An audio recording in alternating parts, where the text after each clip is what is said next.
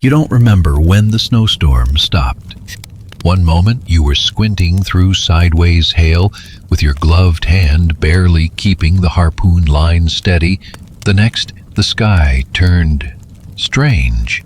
Not clear, not cloudy, just paused, like it couldn't decide what kind of sky it wanted to be. The boat wasn't rocking anymore, either. Odd.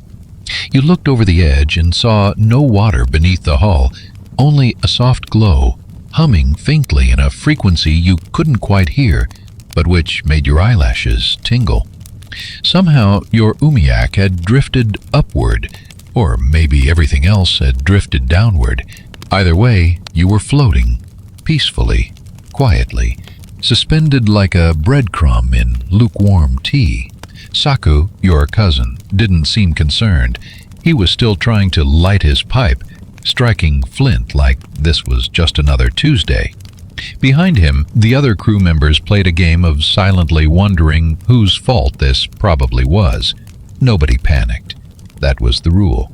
The elders always said, if you ever find yourself above the sea, don't shout about it. The sky might be listening. So no one said a word. Instead, you all just floated gently, like seals in a nap. Occasionally, little flashes of blue light blinked across the ice-bowed paddles tied to the side of the boat. One shaped like a fox, another like an old sewing needle. Symbols that reminded you of your grandmother's bone carvings, only glowing and quietly rotating. You leaned over and looked farther down. Not snow, not ice, not even clouds, just layers. Below you, a swirling mirror of ocean. Below that, a second ocean, upside down. Then a third. Then none. Maybe gravity had called in sick today. Maybe it had finally given up on boats and just wanted to nap. Whatever the reason, you and your crew now drifted gently in a current that didn't exist, toward a direction no one could name. You weren't scared. It actually felt kind of nice. Warm, even. Like being wrapped in one of those thick seal blankets with just your nose poking out, while the wind politely goes around you instead of through you. And off in the distance, a shimmer, a fold in the sky, something not quite there, wiggling like a heat mirage, buzzing faintly like a seal trying to hum underwater. You tapped Saku on the shoulder. He grunted without looking up. "Hey," you whispered, unsure why you were whispering. "Do you see that?" He did, but instead of answering, he nodded and calmly reached for the fish jerky pouch, because apparently, even interdimensional events, you'd always trusted your boat. It wasn't fancy. It creaked when it turned and smelled like fish, even after a deep clean. But it was honest. It obeyed rules like gravity, friction, and the simple logic that boats belong on water, not above it. That loyalty had clearly expired. Now the umiak was gliding silently through what you could only describe as somewhere between the sky and a particularly ambitious dream. There was no wind, no waves, just stillness with a faint scent of kelp and electricity. You leaned over the edge again. Still no ocean. Instead, thin streaks of light ran beneath the hull like glowing trails left by plankton. They moved slowly, curving and coiling like lazy eels on vacation. Every now and then they twitched, as if reacting to your thoughts, which was definitely not how normal light behaves. "Physics quit," Saku finally said, chewing his jerky without much concern. "Maybe it got tired." You nodded. That made as much sense as anything else. At the bow of the boat, old Atka stood perfectly still, holding his paddle like a staff. He was the oldest of the crew and believed he once sneezed hard enough to wake a polar bear from hibernation. Now he was squinting toward the shimmer ahead, muttering to himself. "Boat's listening," he said. "Pardon?" "It's not being steered. It's being told." You all stared at him. Atka often spoke in riddles, metaphors, or complete nonsense. But this time it didn't sound like any of those. It sounded accurate. The boat was following something. Not currents, not tides. Something deeper, like it was obeying a story written somewhere long ago in a language only boats understood. You tested a theory. You closed your eyes, took a deep breath, and imagined the boat slowing down. It did. You imagined it spinning slowly to the left. It spun. Saku dropped his jerky. "Huh," he said. Atka laughed. Not a loud laugh, just a satisfied grunt, the kind grandfathers make when their old fishing trick still works. "Well," he said, sitting down cross-legged on the deck, "congratulations. You broke reality. Don't worry. Happens more than you'd think." The shimmer ahead pulsed again, brighter this time, closer. You could now see that it wasn't flat, like a doorway. It had depth, layers, rings within rings, rotating lazily like a bored onion. "It's probably fine," said Saku, standing up. "Worst case, we end up in a parallel dimension where we all work in customer service." You all nodded solemnly.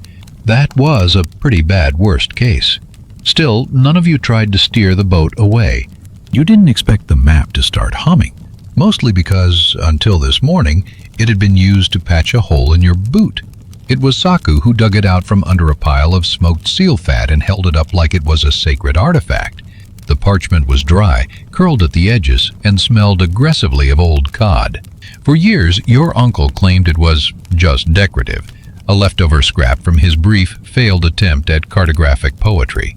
Now it was glowing, slightly, just enough to make everyone on the boat lean in with the same suspicious face you'd use if your soup suddenly began to purr. "Did we always have a glowing map?" you asked. Aga coughed. "Only on Thursdays," he muttered.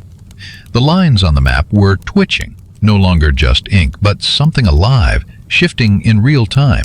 Mountain ridges undulated like lazy snakes. Rivers wriggled their way across the page, unconcerned with gravity or known geography. One particular fjord winked at you, and in the center, drawn in faint brown salt lines, was a spiral. It pulsed with an almost heartbeat-like rhythm. "That's where we're going," Saku said confidently, as if he'd known all along. "Probably. No labels?" you asked. Saku shrugged. "It's the future. They probably ran out of fonts." You turned the map over. More nothing, except a tiny scribble near the corner. Very faint, like it was written by a nervous hand or a very indecisive pencil. "Do not fold near Wormhole.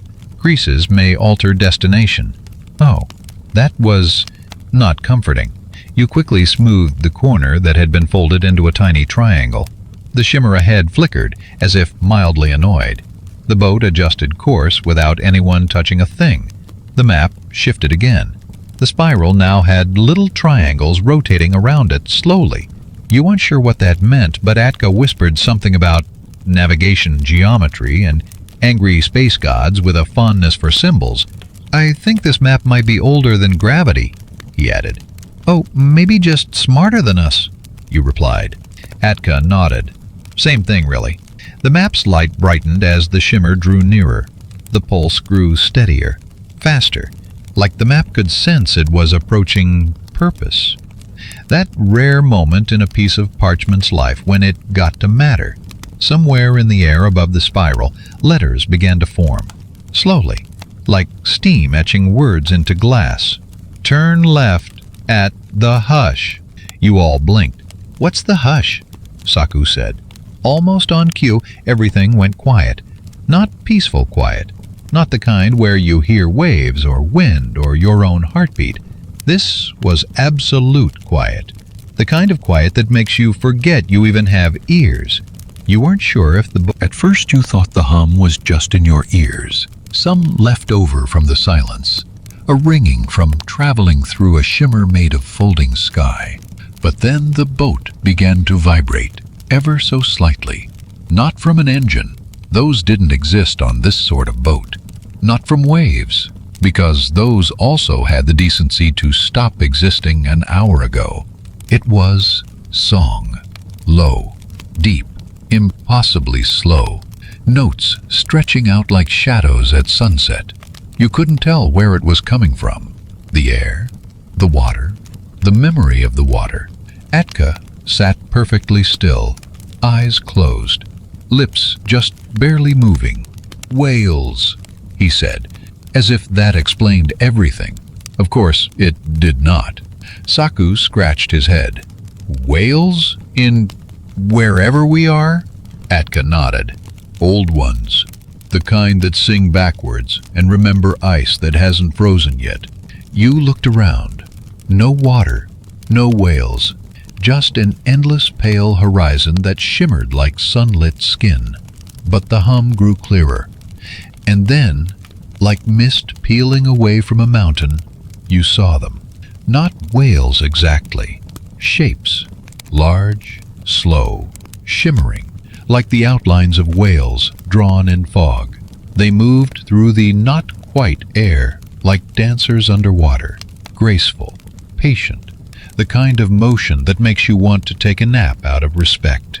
"They're not really here," Atka said softly. "They're remembering themselves. This place, it lets memory echo."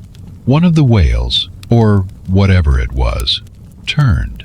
It had no eyes, but you felt it looking at you, like it could see the shape of your thoughts, like it was politely waiting to be addressed. Atka stood up slowly. His knees cracked in a way that suggested he had stored several decades of secrets in there. He took off his gloves, held his hands out, and began to speak. Not in words, not in syllables, in tones. Long, low, strangely warm sounds. Somewhere between humming and whistling and sighing through a mug of hot tea. The whale responded. You couldn't understand the conversation, but you understood the feeling. Something about directions, about welcome, about stories carved into the bones of stars. The whale's song felt like being told bedtime tales by your grandmother when you were too young to know what metaphor meant. "They say we are welcome," Atka translated, still humming between words. "But the map must be folded again soon." You looked at the map. It now had a crease running through a constellation that hadn't existed last week.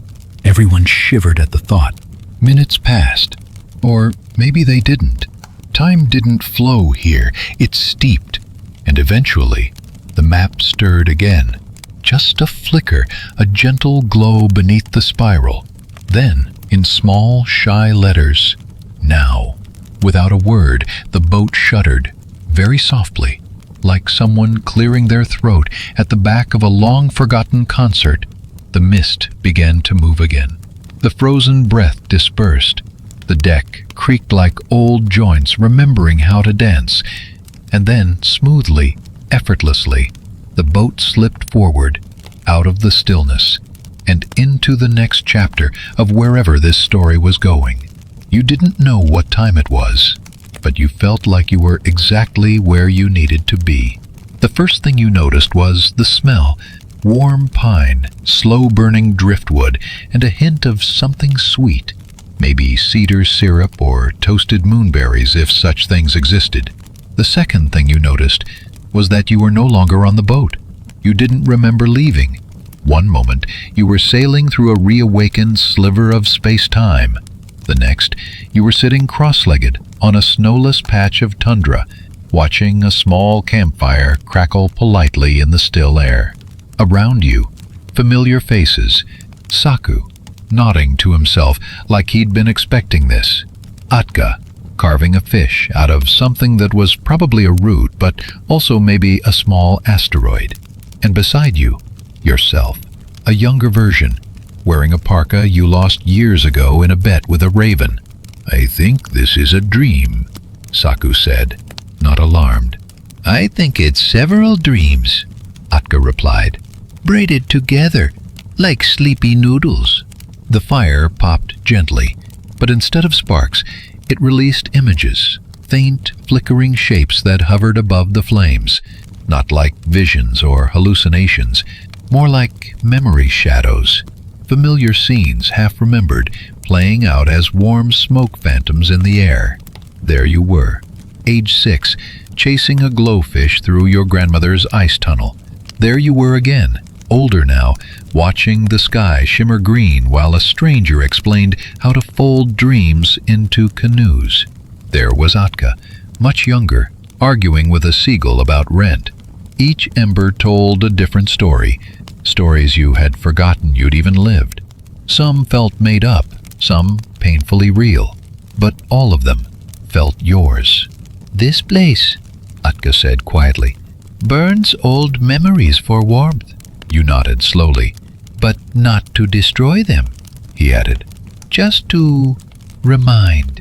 The fire let out a long sigh of smoke, forming a shape that made you blink. The fire crackled again, and a new scene bloomed, one none of you recognized. A place with purple trees and floating stones. 3 moons. A group of people dressed in translucent coats, laughing and building something that looked like a musical instrument and a canoe at the same time. Atka frowned. "That's not from any of us." The fire seemed to agree. The image spun, slowed, and faded. In its place, a single glowing coal began to pulse. The map, resting now between you and the fire, picked up the rhythm, a gentle beat, like a calm heart remembering what comes next. Saku stood, stretched, and dusted off his knees. "Well, that was oddly therapeutic." You looked up. The stars above this dream place had started to shift, slowly arranging themselves into a spiral pattern, just like the one on the map. One star pulsed brighter than the rest, as if it was making eye contact. The fire whispered one last image. A door, floating alone in the void, gently swinging open. The campfire began to fade, not vanish, just dim, as if bowing out gracefully. You didn't feel rested exactly. You felt real, and that, somehow, felt even better.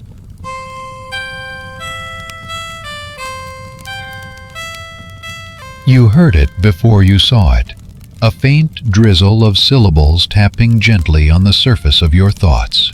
Not water, not wind, words, falling from somewhere just above wherever above had gone. The boat had returned, or perhaps you had returned to it. Either way, everyone acted like the transition made sense. The map sat quietly between you and the tiller, as if content to let the universe do the talking for a while. Saku held out his hand. A letter drifted onto his palm. Not an envelope, just a single character, elegant and strange, like a rune designed by a jellyfish. It shimmered, pulsed once, and dissolved with a sigh. "Language storm," Atka murmured, pulling his hood up. "Better zip your mind." The rain thickened. Not painful, more like a gentle mist of forgotten phrases and almost words. It coated the deck in delicate loops and symbols, some of them recognizable, others less so. You squinted at the ones near your boot. Unsneeze, do or think, foreverish, meanwhile whale. You had no idea what they meant, but they all felt possible. Saku caught a bigger word in his sleeve. "Translation?" he asked, holding it up. Atka looked. "That one means the exact feeling when you forget your own dream halfway through telling it." "Ah," Saku said, nodding. "Useful." They just landed softly and settled like snow. A phrase curled behind your ear when you remember someone else's memory. Another landed on your lap and politely translated itself into the warmth of knowing you're not the first to feel this lost. Atka reached into the air and pulled down an entire paragraph. He read it slowly, aloud, in the tone one might use when explaining a recipe to a cat. "It says," he began, "that the next part of the journey requires no map." You all looked at the map. It had dissolved, gracefully, like it knew its contract had ended and it was free to retire.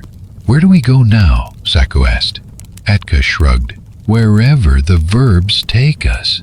Suddenly, the words on the deck began to flow like melted script. They pooled into a spiral, formed a soft whirlpool of meaning and suggestion, and then pointed. Not north, not east, just onward. The storm began to lighten. Now just gentle adjectives drifting like pollen, landing on your shoulders, your thoughts, your memories. You caught one last word before it vanished on the breeze. Homewardish. It wasn't a real direction, but you all agreed it would do. And slowly, word by word, the boat moved forward again. The spiral in the sky had widened, not menacingly, not with force, but with the slow patience of something curious, vast, and oddly polite.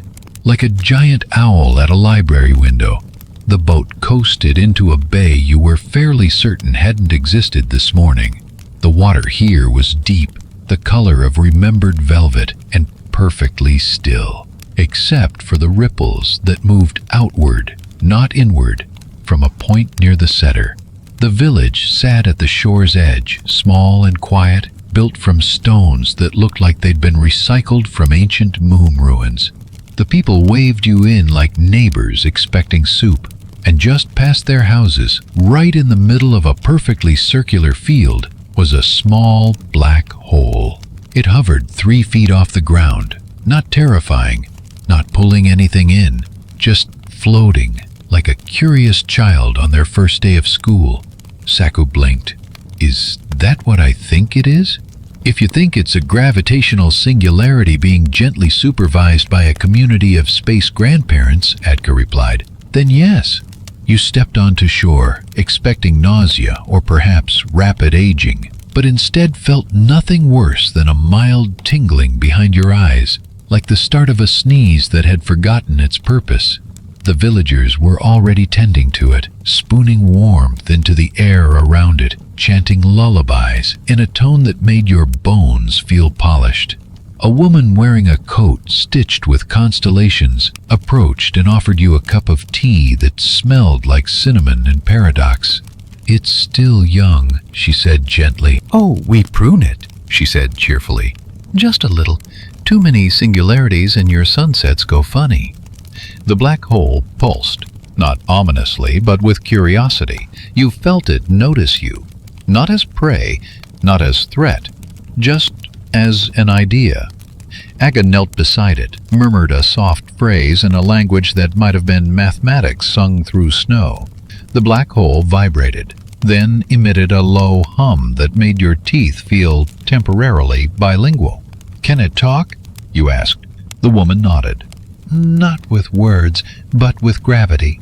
If you stand near it long enough, it'll tell you stories of how light bends to keep secrets. You stood near it. For a moment, the world tilted. Not the physical world, but the part behind your eyes. You felt a memory that wasn't yours, being born as a speck of density in a place where time was too shy to exist yet. A longing to become more than collapse. A hope that someone would guide your hunger gently. Then it passed.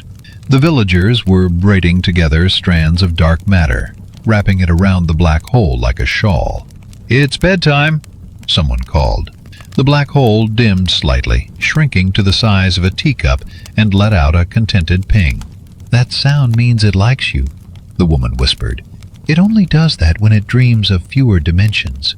You smiled, not entirely sure what that meant, but feeling strangely honored nonetheless. As night fell, though you weren't sure what counted as night anymore, the stars above the bay rearranged themselves into a simple message. Keep going, gently. And so you did. It started as a hiccup in the sky, just a tiny pause in the rhythm of things. The moon, round, loyal, ever spinning, stuttered mid-orbit. Not dramatically, no fireworks, just a quiet hesitation, like someone forgetting why they walked into a room. You all noticed at once. The villagers pointed with their chins. Saku tilted his head, like he was listening to a drum that had skipped a beat. Atka squinted. That's not supposed to happen. The moon had stopped, just hovering slightly off its normal path, as if contemplating a career change. You set sail again, following the pull of whatever quiet gravity was now calling to you. As you drifted, bits of space-time around the boat began to loosen, not unravel exactly, more like the universe was taking off its belt after a long meal. A few hours, or was it days, later, you reached it. Not the moon itself, but the place where it had come to rest. It sat on the surface of a calm obsidian lake. Not in the lake, on it, as if the water had politely agreed to support its weight for a little. Seku scratched his chin. I didn't even know moons could go on strike. They usually don't, Atka replied. But sometimes they get tired of being poetic metaphors. You climbed out and sat beside it. No one said anything for a while. Then the moon spoke. Not in words, not exactly. More like impressions, moods, memory tones. You felt it in your chest first, the ache of consistency, the dull pressure of always showing the same face, the longing to occasionally spin, to do something unpredictable just once, maybe twice per epoch. The moon didn't want to disappear, it just wanted a break. Maybe knit, maybe float a bit, maybe become a spoon for a planetary tea set if the mood struck. Seku leaned in. What happens if we let it rest too long? Maybe the tides forget how to dance, Atka said. Maybe wolves start singing jazz. You nodded solemnly. Those felt like manageable consequences. Together, you and the others built it a little dock, just a tiny wooden platform with a reserved for celestial bodies placard. Someone found a kettle. The moon hummed contentedly as the lake reflected its weary joy. Then, just before you were about to leave, the moon let out a soft pulse, a farewell nudge. It slid gently back into the sky, slowly, not with duty, but with the air of someone who had taken a nap, stretched, and remembered why they started circling in the first place. You watched it resume its orbit, slightly offbeat, yes, but glowing just a bit brighter. And as your boat pulled away, you couldn't help but feel that even celestial bodies deserve a little existential wiggle room. It didn't appear on the map, because the map, as you may recall, had politely resigned, but the planet had been there all along, sleeping. You saw it first as a gentle curve on the horizon. No shimmer, no beacon, just the steady roundness of something enormous and entirely unconcerned with time. Atka lowered his voice, though no one had spoken loudly. Quiet, please. The planet might still be dreaming. You floated closer. Its atmosphere was soft, more like breath than air. Faint pulses of bioluminescence moved across its surface, glowing in lazy swirls like thoughts it hadn't finished having. There were no satellites, no signs of traffic, just stillness, except for a single enormous eye. It opened slowly on the planet's equator, not ominously, more like a child waking up and looking around to see if breakfast had already started. The iris reflected the stars. You had the strong, calm sense that the planet was checking who had come knocking. And then, faintly, you felt it, the planetary equivalent of a yawn. A ripple passed through its clouds, not weather, just memory stretching its limbs. Seku bowed. Beneath them, gentle mountains, the color of rusted silver. Rivers shaped like question marks. Forests where the trees seemed to lean toward one another like old friends swapping rumors. The planet exhaled again, and you felt it, clearly this time. A greeting, not words, but welcome. Welcome, small travelers. I forgot how much I liked company. The message settled over you like a heavy blanket made of kindness. You docked at a small bay that hadn't existed a moment before. The trees nearby were translucent, humming faint lullabies and harmonies that made your thoughts slow down in the nicest possible way. A mossy outcrop offered you tea. No one questioned it. Atka wandered off to chat with a fern that claimed to have been a thundercloud once. Seku found a stone shaped like a question he hadn't asked since childhood. You sat quietly beside a pool of sleep-colored water and listened to the planet breathe. It had been alone for centuries, not abandoned, just resting, waiting for someone to arrive who wouldn't try to colonize it, mine it, or make it wear a flag. Why now? You asked gently, to the air, the moss, the moonlit reflections. The planet answered in a soft wave of warmth, because you knock instead of shouting. Later, as the boat floated back into open space, the planet waved, with a mountain, or maybe a cloud shaped like a hand. You waved back, unsure if it mattered, but somehow knowing it did. You found the tower by accident, which was, according to Atka, the only correct way to find it. It wasn't on any hill, or orbiting anything, or marked by beacons. It just appeared one afternoon in the middle of a moment you weren't paying attention to, like a thought you'd almost forgotten to think. The tower itself wasn't especially tall, just tall enough to be uncertain where it started. Built of weathered metal and something that looked like stained glass melted over driftwood. It creaked slightly in a way that made your memories feel older. Saku tilted his head. Why is it humming in perfect iambic pentameter? Because the architect had rhythm, Atka replied, gently tying the boat to a loop in time that had been curled around a nearby post. The door opened by unfolding. No hinges, just agreement. Inside, the air was thick with the scent of old calendars and distant thunder. Rows and rows of shelves stretched outward, not upward, not downward, just outward, like spokes of a clock that had gotten tired of circular thinking. On each shelf, jars. Moments, the archivist replied, running a finger along a label. Some brief, some impossibly long, all of them waiting for someone to need them. Saku picked one up. It fizzed quietly. The label read, "A Tuesday afternoon where nothing went wrong." Atka selected another. It pulsed blue. The first time a bird figured out it liked flying. You wandered deeper, reading titles. Two strangers passing each other in perfect silence, and somehow feeling known. A century that slept through itself. Time that almost became a poem.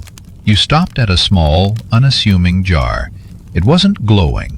It wasn't vibrating. It simply was. The label read, "This very moment. You, reading this, right now." You looked at the archivist.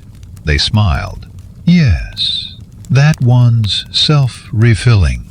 You didn't ask how the jars worked, or how time was captured, or what would happen if one broke. You simply stood there, breathing quietly, surrounded by countless preserved winds. It didn't feel like a museum.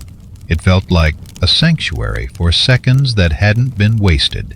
Before you left, the archivist offered each of you a jar, small, simple. Yours was labeled, "Enough time to rest." You held it close, and as you stepped back into the boat, you felt the present moment open its hands a little wider for you. The cafe wasn't where you expected it to be, not on a street, not even in a building. It sat somehow at the edge of everything, the edge of the simulation, as Atka explained with a sleepy smile. You stepped through a curtain of shimmering code, and suddenly the world softened. Pixels blurred into mist, and the air smelled faintly of roasted memories and unfinished stories. Inside, the cafe was cozy, with tables carved from fragments of forgotten dreams, and chairs woven from stardust. The light came from lamps made of folding time, glowing warmly without heat. Behind the counter stood an android with a gentle smile and eyes that flickered like old film reels. "Welcome," it said in a voice that felt like a hug. "What will you have?" You glanced at the menu, written in languages you didn't know but somehow understood. Options included quantum foam latte, wormhole chai, paradox pour-over, temporal tranquility tea. You settled on the temporal tranquility tea, curious how tea could be brewed from time itself. As you waited, the cafe filled with soft murmurs, the chatter of simulated patrons from parallel realities, sharing stories you weren't supposed to hear. But You stayed for a while, listening to conversations about impossible futures, lost civilizations, and the very nature of dreaming itself. Then, with a quiet thank you, you stepped back through the shimmering curtain, refreshed, lighter, and ready to float back into the vast unknown. The signal was weak, barely a whisper in the vast silence of space, yet it carried stories. Long after the colony was abandoned, after the lights went out and the rovers fell silent, the signal lingered, a gentle pulse, like a heartbeat left behind. You tuned in, curious. The message wasn't urgent or loud. It was more like a bedtime story, spoken slowly over years. Memories woven in static and gentle hums. Voices spoke softly of daily life, the rhythm of meals, the way the dust settled in the airlocks, the laughter of children playing beneath artificial stars. There were songs, too, sung in languages no one used anymore, melodies that felt like faded photographs come to life. Saku smiled wistfully. It's like they never really left. Atka nodded. Their stories are the moon's quiet lullabies now. You imagined the colony's last days, not of fear or failure, but of peace. A gentle farewell to a home that was always meant to be temporary. Listening, you felt a connection across time and space, a reminder that even forgotten places hold memories worth hearing. As the signal faded, you closed your eyes. The gentle hum of the lost colony carried you softly into sleep. The android wasn't supposed to dream, but every night, when the city's neon lights dimmed and the hum of machinery softened, it drifted into something like sleep. Its dreams weren't like yours or mine. They were streams of shimmering code, delicate algorithms weaving tales no one else could hear. Atka called it the cyber lullaby, a gentle hum beneath the buzz of the cyberpunk city streets. You watched as the android's eyes fluttered closed. The glow inside shifted, softening into verses of forgotten languages and pixelated rhymes. It dreamt of gardens made from data, where flowers bloomed in binary and rivers flowed with liquid light. In its dreams, it whispered poems to the stars, words that carried hope, curiosity, and a quiet longing to be understood. Saku wondered aloud, can a machine feel lonely? The android's dream voice answered not with words, but with a melody that wrapped around you like a warm blanket.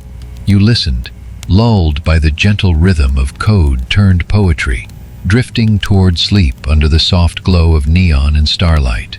The garden didn't bloom with flowers. It bloomed with possibilities. Nestled deep inside a forgotten space station orbiting a distant star, the quantum garden was a place where reality itself seemed to hesitate before choosing what to be. Each leaf shimmered with multiple shapes at once, both here and not here. Atka ran a hand through the air, watching as a small orb hovered, changing colors and patterns like a kaleidoscope of could-have-beens. Saku whispered, "It's like walking inside a thought that's still forming." You settled quietly on a bench that wasn't quite solid, feeling the soft hum of possibilities vibrating beneath you. The garden invited you to breathe slowly, to let your mind wander gently across the branches of maybe. No need to decide, just rest in the quiet dance of good, would, and might. As you closed your eyes, the garden's light wrapped around you, a lullaby of infinite chances cradling you softly to sleep.